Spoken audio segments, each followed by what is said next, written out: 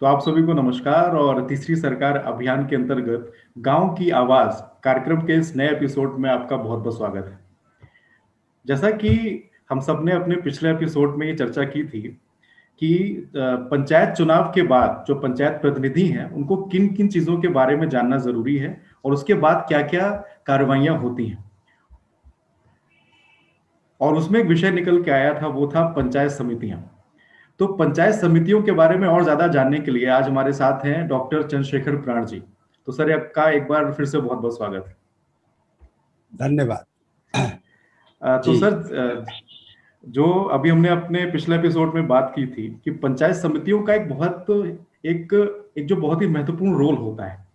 तो आज हम सब आपसे ये जानना चाहेंगे कि पंचायत समितियां क्या हैं, उनका महत्व क्या है, उनका गठन कैसे होता है और किस किस तरीके से वो अपना काम करती हैं।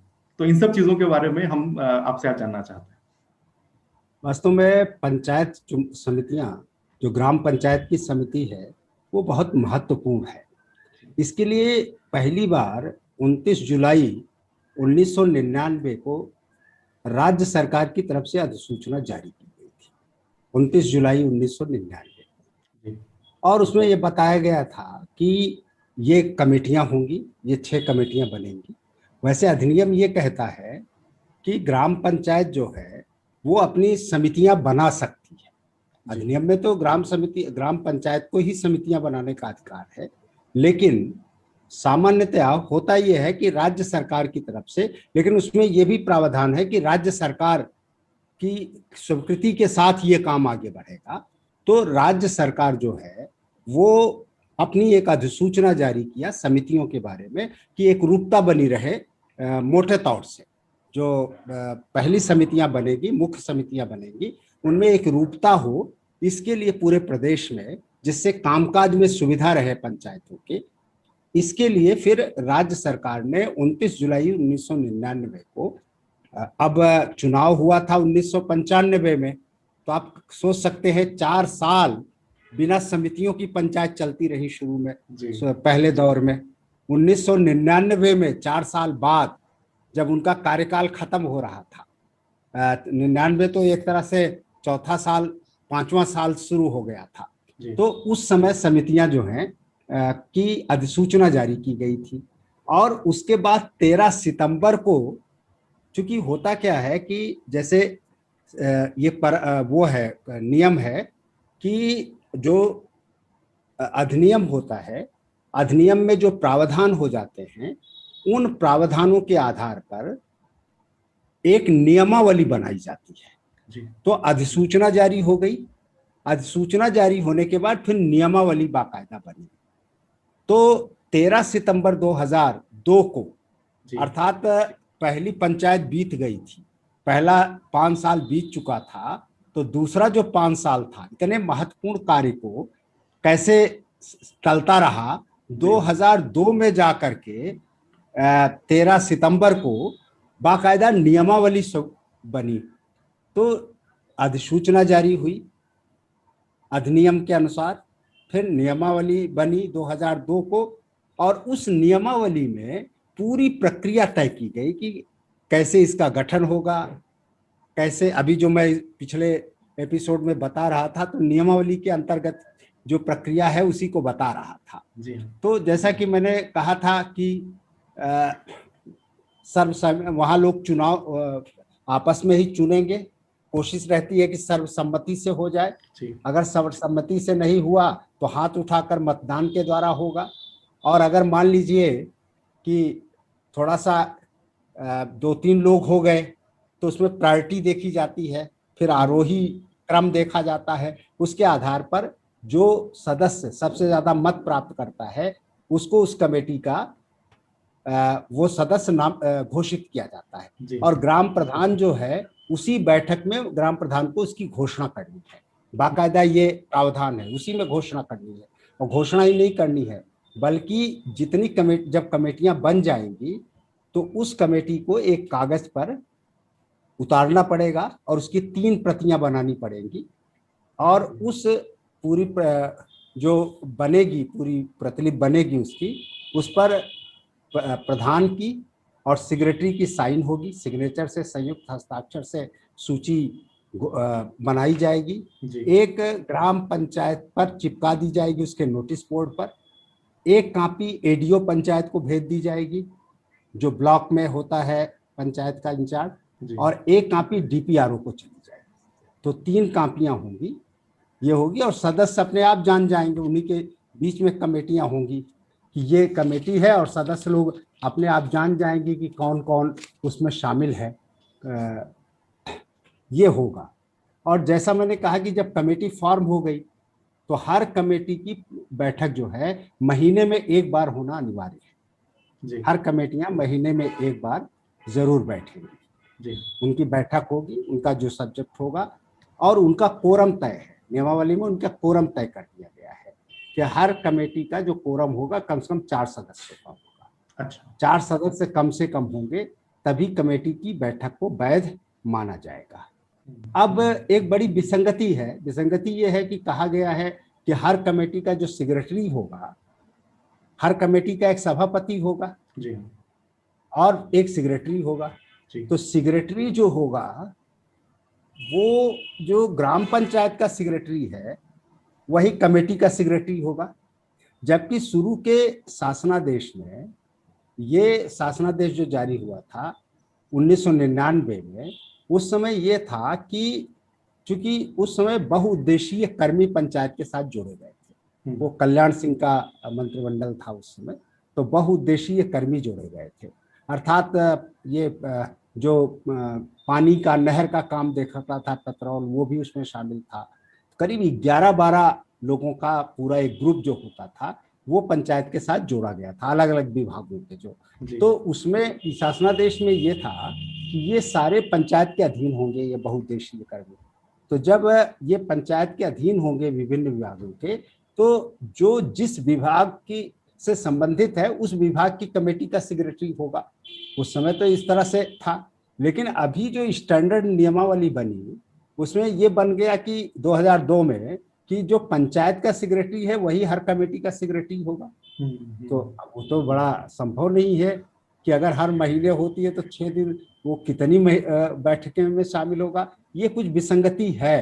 खैर वो तो अलग बात है, जो बाद में देखा जाएगा कि इस पे जब बातचीत होगी तब। दूसरा ये है कि इन सदस्यों के अलावा जो 6 सदस्य, हर कमेटी में आमंत्रित सदस्य भी। अच्छा हाँ, ये विशेष बात है। आमंत्रित सदस्य जैसे मान लीजिए जल प्रबंधन समिति में वो आमंत्रित सदस्य होंगे जो पानी पर उस गांव में काम कर रहे हैं, या कोई विशेषज्ञ है वो आमंत्रित सदस्य हो सकता है, ठीक है। लेकिन इनकी संख्या अधिकतम 7 होगी, अर्थात 7 लोगों को आमंत्रित सदस्य के रूप में बुलाया जा सकता है। आमंत्रित सदस्य बैठक में पूरी तरह भाग लेगा, अपने विचार रखेगा, सुझाव रखेगा, लेकिन अगर मतदान होगा तो उसमें भाग नहीं ले सकता। इसी विषय पर अगर मत विभाजन होगा तो मत विभाजन में वो भाग नहीं लेगा। तो इस तरह ये कमेटियों का पूरा प्रावधान है। जी सर, मेरा एक सवाल था, जैसे आपने बताया कि जो आमंत्रित सदस्य हैं उनकी संख्या 7 तक हो सकती है, तो क्या ये एक समिति में जो अधिकतम 7 हो सकते हैं, या जितनी समितियां हैं उनको मिला के अधिकतम 7 हो सकते हैं? नहीं, हर समिति में 7 हो सकते हैं। अच्छा, हर समिति में अधिकतम हर 7? समिति में जी जी 7 आमंत्रित सदस्य हो सकते हैं। जी हाँ हर समिति। जी। इससे सर, गांव वालों को अधिक से अधिक भाग लेने का मौका मिल जी जाता है, हाँ ग्राम सभा जी से। हाँ, जो भी उसका अनुभव रखते हैं विषय से जुड़ा हुआ। या जिनकी रुचि है, जो जी अनुभव रखते हैं, जिनका योगदान हो सकता है। सर, अभी जब हमारी पिछले एपिसोड में बात हुई थी तो आपने 6 समितियों का जिक्र किया था और उनके नाम भी बताए थे। तो अभी क्या आप थोड़ा और विस्तार में बता सकते हैं कि ये 6 समितियां जो हैं उनके कार्य क्या होते हैं और किस तरीके से वो गांव में काम करती हैं? या जरूर, इसका एक मैं आपको पावर वो प्रेजेंटेशन दिखा रहा हूँ जी जिससे सबको पूरा समझ में आ जाए। नहीं मौखिक कितना सुनेंगे, कितना याद रहेगा। जी हाँ हाँ, ये जो 6 समितियां हैं, अब आप उसको देखिए 6 समितियों का विस्तार से। पहली समिति है नियोजन एवं विकास समिति, ठीक है जी इस समिति का जो सभापति होगा वो प्रधान होता है, प्रधान ही इसका सभापति होगा। और जैसा मैंने कहा कि 6 अन्य सदस्य होंगे। तो जो अन्य सदस्य होंगे उसमें अनुसूचित जनजाति, महिला एवं पिछड़े वर्ग का एक सदस्य अवश्य होना चाहिए। जी अर्थात 3 लोग ऐसे हो इसमें 6 में जो एक अनुसूचित या जाति का हो या जनजाति का हो, एक महिला प्रतिनिधि होना चाहिए और एक पिछड़े वर्ग का एक सदस्य हो।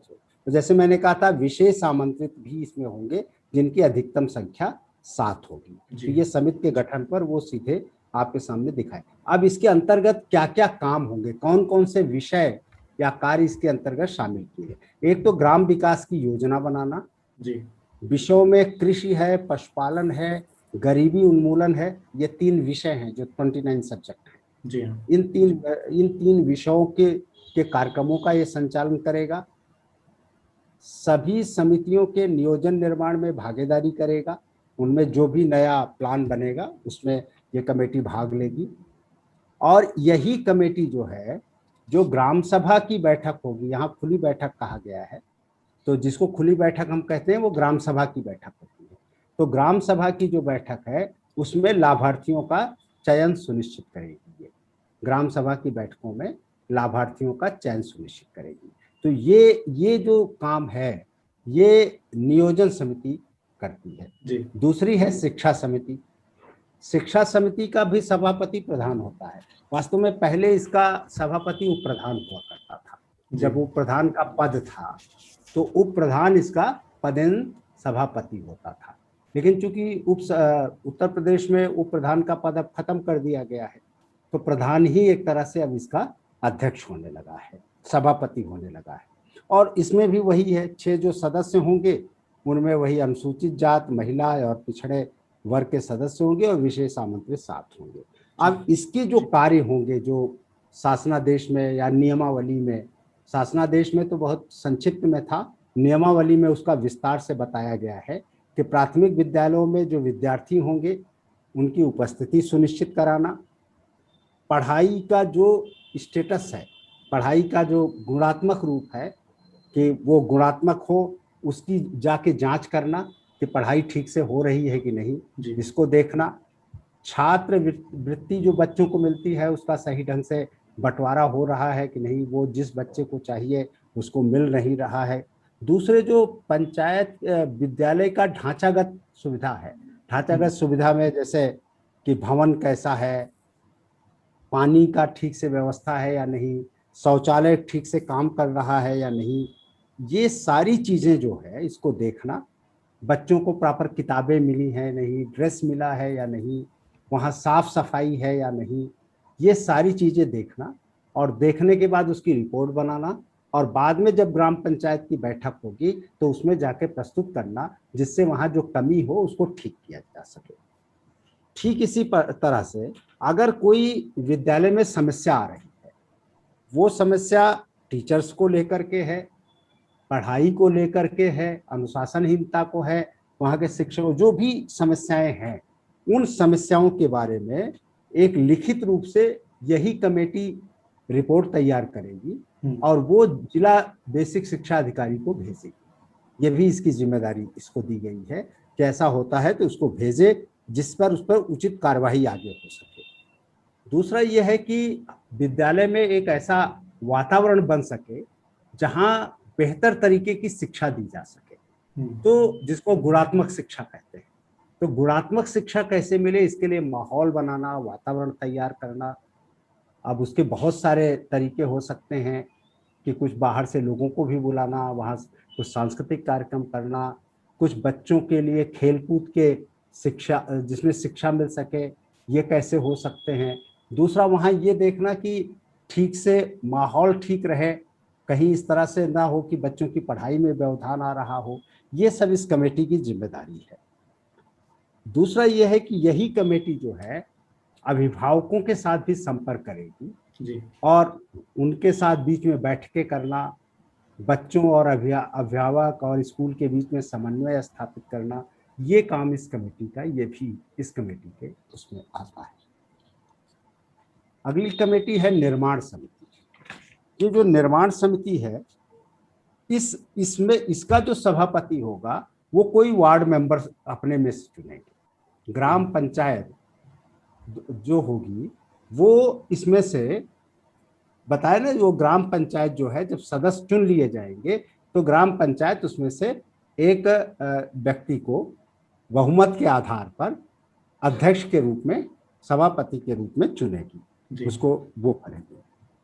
अब ग्राम पंचायत इसमें भी सदस्यों की वही संख्या होगी और इसके द्वारा यह है कि ग्राम पंचायत में जो भी काम कराए होगा वो इस समिति की देखरेख में किए जाएंगे। और सिर्फ देखरेख में ही नहीं किए जाएंगे, बल्कि उससे आगे भी है कि ये देखरेख भी करेगी और उस पर अपनी रिपोर्ट भी देगी, उसका मूल्यांकन भी करेगी।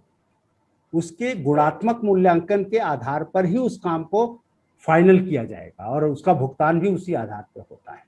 उसकी रिपोर्ट के आधार पर ही उस काम का भुगतान होता है निर्माण समिति।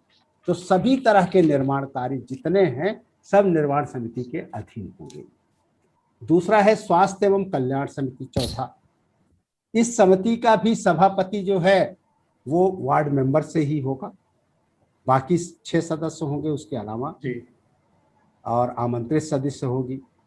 अब इसके अंतर्गत कई तरह के काम आते हैं, जितने कल्याण के कार्यक्रम हैं और स्वास्थ्य और परिवार कल्याण से जुड़े हुए जितने हैं, तो बच्चों एवं, जैसे पूरी एक सूची है ना इसमें देख रहे हैं आप, जी हाँ जी। बच्चों एवं माताओं के टीकाकरण हेतु व्यवस्था करना, स्वास्थ्य का जो स्वास्थ्य कर्मी होते हैं, आंगनबाड़ी वर्कर्स होते हैं, उनको में कोऑर्डिनेट करना, जो बीमारियां हैं उनके बारे में जानकारी देना, अगर किस तरह से, जैसे अभी बीमार आया है पूरा का पूरा जो आपदा है वो स्वास्थ्य एवं कल्याण समिति का ही कार्य है और इसी के अंतर्गत आपदा समिति बनाने का विशेष प्रावधान है जिसपे हम लोग बाद में देख सकेंगे। गांव की साफ सफाई को सुनिश्चित करना, मौसमी जो बीमारियां आ जाती हैं उनसे निपटने के लिए काम करना, महिला एवं कल्याण से संबंध, महिला एवं बाल कल्याण से संबंधित जितनी तरह की योजनाएं हैं जो 29 सब्जेक्ट का हिस्सा है, और भारत सरकार, केंद्र सरकार और खुद ग्राम पंचायत अपनी कोई योजना बनाती है तो उसको क्रियान्वित करने का काम ये करेगी। ये जो पोषाहार कार्यक्रम है स्कूलों में चल रहा है, आंगनबाड़ी में चल रहा है, उस पर जो इसको नजर रखना और उसकी गुणवत्ता सुनिश्चित करवाना इस कमेटी का काम है। प्राथमिक स्वास्थ्य केंद्र जो हैं या मातृ एवं शिशु कल्याण केंद्र जो गांव में होते हैं, उनमें दवाइयाँ कैसे उपलब्ध हों उनमें सहायता करना और उसे सुनिश्चित करवाना। अगर कोई महामारी फैल गई है जैसे अभी कोरोना है, उससे निपटने के लिए तैयारी करना, स्वास्थ्य संबंधी जो प्लान गांव का है, एक प्लान बनाना कि गांव कैसे स्वस्थ रह सकता है, कैसे उसके लिए क्या क्या जो हमारे आयुर्वेद की है या जड़ी बूटियों का है, इस तरह के तमाम उस तरह का एक प्लान करना कि कैसे गांव में वो चीजें हो सकती हैं। तो एक बड़ा व्यापक और विस्तृत काम है स्वास्थ्य एवं परिवार कल्याण समिति का, और इसका जो सभापति होता है वार्ड मेंबर होता है। अब 5वीं समिति है आपकी प्रशासनिक समिति। इस प्रशासनिक समिति का भी सभापति ग्राम प्रधान होगा, स्वाभाविक है, क्योंकि इसका काम है कि जो राशन की दुकान का सही वितरण पर नजर रखना। राशन की दुकान किसको मिलेगी ये तो ग्राम सभा में तय होता है, वो ग्राम पंचायत के अधिकार क्षेत्र में नहीं है। लेकिन जो राशन की दुकान पर ठीक से वितरण हो, ये काम है इस कमेटी का, वो देखे कि सबको जिसको जितना राशन मिलना चाहिए मिल रहा है, राशन ब्लैक में नहीं जा रहा है, कहीं उस पर पक्षपात तो नहीं किया जा रहा, ये देखना। उसके अलावा ग्राम पंचायत को जितने कर्मचारी दिए हैं राज्य सरकार ने अपने स्थानांतरित, क्योंकि ग्राम पंचायत का तो अभी अपना कोई कर्मचारी नहीं होता, शिक्षा मित्र या ग्राम रोजगार सेवक ऐसे कुछ अभी होने लगे हैं, लेकिन उत्तर प्रदेश में तो ज्यादातर राज्य सरकार के कर्मचारी ही हैं जो ग्राम पंचायत में हैं। तो उन पर उनकी निगरानी करना, उन पर नजर रखना और उनको एक तरह से नियंत्रित करना इस कमेटी का काम है। गांव में शांति व्यवस्था बनी रहे, गांव में लोग प्यार और भाईचारे के साथ रहें, कहीं कोई झगड़ा लड़ाई होता है तो उसमें शांति व्यवस्था बनाना, ये प्रशासनिक समिति का काम है। हर गांव में हाट लगता है, बाजार लगती है, मेले लगा करते हैं, इस तरह के तमाम आयोजन होते हैं। इनकी व्यवस्था भी प्रशासनिक समिति को सौंपी गई। और अंतिम समिति है जल प्रबंधन समिति, बड़ी महत्वपूर्ण जी समिति। जी ग्राम पंचायत का वार्ड मेंबर होगा इसका सभापति, और इसमें भी वही 6 सदस्य होंगे, 7 आमंत्रित सदस्य जैसे सब में थे। एक तो गांव में शुद्ध पेयजल की व्यवस्था हो, जो हैंडपंप हैं वो ठीक ठाक से काम करें, इस पर इसकी निगरानी करना, इसकी व्यवस्था करना। गांव में लघु सिंचाई की व्यवस्था, क्योंकि ये लघु सिंचाई जो है 29 विषयों में शामिल है। ये जी जितने हैं ना, पेयजल है, लघु सिंचाई है, जल स्रोतों की का प्रबंधन है, और जल से संबंधित जो और भी है, जल स्रोत में कुआं है, तालाब है, झरने हैं, या इस तरह के जो भी उस गांव में जो भी चीजें हैं, उनकी व्यवस्था देखना, उनका प्रबंधन करना। उसके बारे में जब ग्राम पंचायत की मीटिंग होती है तो उसको सुझाव देना, क्योंकि अंतिम निर्णय तो ग्राम पंचायत का होता है। तो इस तरह ये कमेटियां हैं, और ये कमेटियां अपनी रिपोर्ट हर महीने जब इनकी मीटिंग होती है, इन्होंने जब अपनी बैठक की, अपनी बैठक में इन्होंने कुछ चीजें तो तय कर ली, कुछ ग्राम पंचायत के स्तर पर चीजें तय होनी है, तो बाकायदा अपनी कार्यवाही बना करके ग्राम पंचायत की अगली बैठक में उसको पुटअप करेंगे, और वहां जाकर फिर सब लोग उस पर चर्चा करेंगे, और अंत में ग्राम पंचायत उस पर अपना अंतिम निर्णय देगी, और उसके हिसाब से वो काम फिर आगे बढ़ेगा। ये है मतलब कुल मिलाकर के इन कमेटियों का काम। और अब आप देख सकते हैं कि सारा काम जो ग्राम पंचायत का है वो इन कमेटियों के माध्यम से हो रहा है, और हर वार्ड मेंबर जो है वो 3 कमेटी में इन्वॉल्व है, 3 कमेटी का सदस्य है, 3 कमेटियों में वो सभापति है किसी न किसी रूप में। तो कुल मिलाकर के एक बड़ा, जिसको कहते हैं ना जिम्मेदारी है, बड़ी जिम्मेदारी वार्ड सदस्यों को मिलती है, और वार्ड सदस्यों की सक्रियता से ही ग्राम पंचायतें ठीक से काम कर सकती हैं। वरना तो आप देख रहे हो कि ग्राम पंचायतें नाली और खड़ंजा जो निर्माण कार्य है उसी में ग्राम पंचायत अपना पूरा समय दे रही है, और जिसमें कि प्रधान जी की कोई भूमिका नहीं है, उसमें सारी भूमिका भी वहाँ वार्ड मेंबरों की है। तो ये जब होगा और ये व्यवस्था चलेगी, तभी जाके गांव का सही विकास हो सकेगा, और एक जिसको हम कहते हैं समावेशी विकास, सम्यक विकास, समग्र विकास, और जो खुशहाली ला सकती है। तो सर अभी आपने बहुत ही विस्तृत तरीके से ये बताया कि कितनी सारी पंचायत समितियां जो है पंचायत में होती हैं और उनके कार्य क्या क्या होते हैं। और मुझे लगता है कि ये हम सभी के लिए और जितने भी हमारे नवनिर्वाचित पंचायत प्रतिनिधि हैं उन सब के लिए भी एक बहुत स्पष्टता उनके उनके मन में आ गई होगी। सर एक सवाल और था मेरा जो अक्सर लोग जानना चाहते हैं कि अभी तो आपने बताया कि 6 समितियां हैं जो कि पंचायत में होती हैं, लेकिन क्या इसके अलावा कुछ विशेष परिस्थितियों में क्या कुछ अन्य समितियां भी बनाई जा सकती हैं? जैसे अभी अगर आप कोरोना महामारी ले लें या कोई और विशेष परिस्थिति हो, क्या ऐसा भी संभव है? वास्तव में 5 तरह की समितियों की बात हो सकती है, जिसमें से 3 समितियां जो हैं, 3 तरह की समितियां तो अधिनियम में ही जिनका उल्लेख है। पहला तो जैसे मैंने बताया अस्थाई, इसको कहते हैं स्टैंडिंग कमेटी, अस्थाई समितियां, ठीक है। ये इसके अलावा प्रावधान ये है कि ग्राम पंचायतें अपनी उप समितियां भी बना सकती हैं। अच्छा। अगर कोई, हाँ, हर समिति की उप समितियां भी बन सकती हैं, ये भी हो सकता है। इसके अलावा ग्राम पंचायत अगर महसूस करती है कि उसे कोई और समिति बनाना है, उसकी जरूरत है, तो वो भी कर सकती है। लेकिन बाकायदा प्रावधान है दो और तरह की समितियों की। एक संयुक्त समितियों की बात की गई है। संयुक्त समिति वो है जो किसी मुद्दे पर एक समिति नहीं, 2-3 समितियों को मिला करके बनानी पड़ जाए, तो संयुक्त समिति। दूसरा ये है कि एक गांव और दूसरे गांव के बीच में कोई कोऑर्डिनेशन होना है, तो एक दोनों पंचायतें मिलकर अपनी ज्वाइंट कमेटी बना सकती हैं, संयुक्त समिति बना सकती हैं। मान लीजिए कोई ऐसा मुद्दा है जो इसमें है, तो संयुक्त समितियां भी बनाई जा सकती हैं। तीसरा, एक समिति का तो विधिवत अधिनियम में और विशेष करके नियमावली में बहुत विस्तृत तरह से उसके प्रावधान किए गए हैं भूमि प्रबंध समिति का, कि ये जो भूमि प्रबंध समिति होगी, जो पहले क्या होता था, अभी तो बहुत कम हो गया, जिसको हम कहते हैं ना कि ग्राम सभा की जमीनें जो होती थी, जो ग्राम सभा की या गांव समाज की जमीन जिसको कहते थे, गांव समाज की जमीन, सरल भाषा में गांव में कहते थे। और वो जो गांव समाज की जमीन होती थी, अर्थात जो सार्वजनिक संपत्ति होती थी, चारागाह होता था, खेल कूद का मैदान होता था, इसके अलावा बहुत सारी जमीनें होती थी, खेत होते थे, ये अलग बीच में जो अनुसूचित वर्गों को बांटी गई जमीनें बहुत बड़े पैमाने पर, तब जाकर अभी ग्राम पंचायतों के पास जमीनें अब ज्यादा नहीं रह गई, नहीं पहले बहुत जमीनें थी।